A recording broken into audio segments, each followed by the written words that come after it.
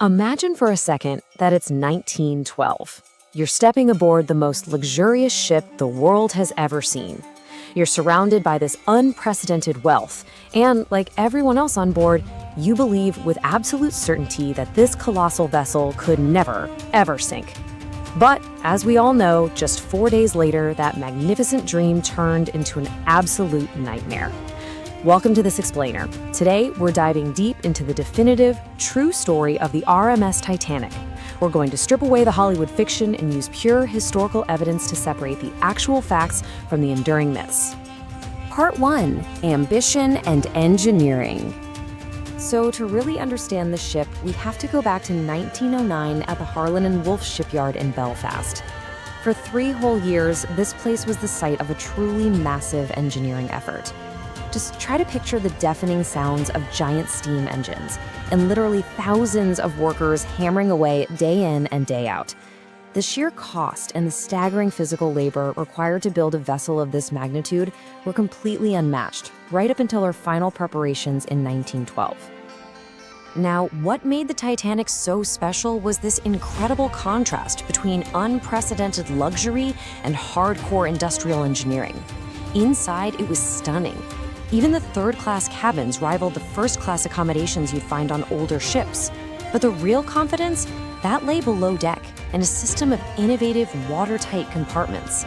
The idea was that if water ever entered the hull, these massive sections could just be sealed off. It was a technological marvel, and ironically, it's exactly what led to the fatal, widespread belief that the ship was virtually indestructible. Part 2.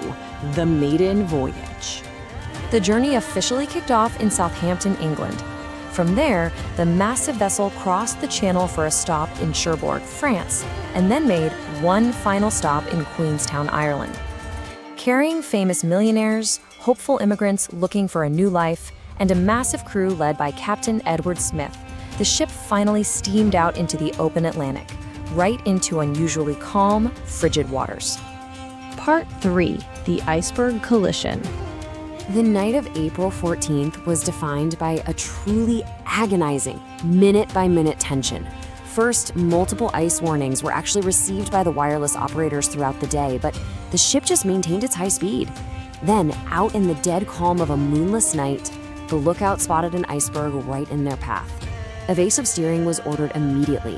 Engines were thrown into reverse, the wheel was turned hard over, but it was just too late. The side of the massive ship scraped along the ice, sustaining devastating, fatal damage to the hull right below the waterline.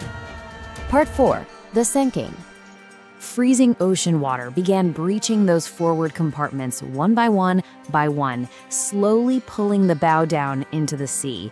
And this is when the crew realized a horrifying flaw. There was a severe lifeboat shortage. They only had enough boats for about half the people on board. As that terrifying reality set in, the mood on the decks shifted rapidly from sheer disbelief to absolute panic. And through it all, incredibly, the ship's band continued to play in an attempt to keep people calm. Then came the devastating end. At approximately 2:20 a.m. on April 15, 1912, the immense structural stress of the waterlogged bow became too much, causing the great ship to literally break apart. The Titanic sank completely, plunging miles down into the freezing depths of the North Atlantic. Part 5. Rescue Operation. Hours later, the RMS Carpathia finally arrived on the Seine to rescue those who had actually made it into the lifeboats. But the numbers from that morning are just stark. Out of an estimated 2,240 passengers and crew, over 1,500 people lost their lives in the freezing water. The human cost of this disaster is still, to this day, almost unimaginable. Part 6. Investigations and Safety Failures. In the immediate aftermath, during the British and U.S. Senate inquiries, massive safety failures were identified. For starters, a severe lack of lifeboat regulations was totally exposed. The rules back then were entirely outdated. They were based on the sheer weight of the ship, not on how many passengers it actually carried. On top of that, dangerous radio communication gaps were highlighted. which explains exactly why other nearby ships never even heard the Titanic's frantic distress calls. The maritime industry, it turned out, was fundamentally unprepared for a disaster of this scale. Part 7. Myths versus Facts. Now let's clear up a few things, because a wildly popular myth is that the White Star Line officially declared the Titanic unsinkable. But the verified fact? They actually never made that official claim. Unsinkable was an unofficial label, totally fueled by sensational media coverage and the public's blind faith in that new watertight technology. Another prominent myth, thanks to Hollywood, is that Jack and Rose were real passengers. The historical fact is, they are entirely fictional characters. The true, compelling story of the Titanic doesn't need a movie romance. It relies entirely on the verified, often heartbreaking, historical accounts of the actual passengers and crew who lived it. Part 8. Discovery and Legacy. Fast forward to 1985.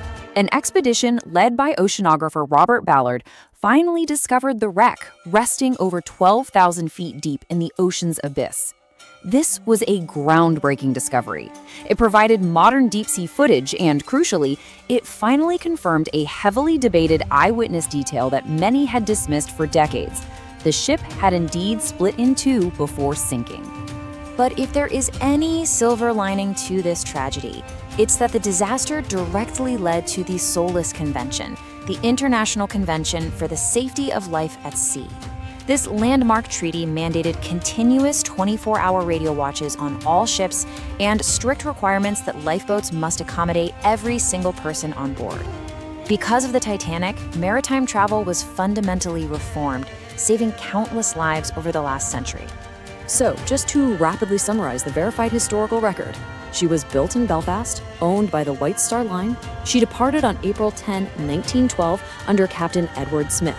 She struck the iceberg on April 14th, ultimately sinking at 2:20 a.m. with only enough lifeboats for half her passengers. Rescued solely by the Carpathia, she rested unseen in the dark until 1985. A devastating tragedy that ultimately inspired the SOLAS Maritime Safety Treaty. Let the heavy weight of this history sink in for a moment.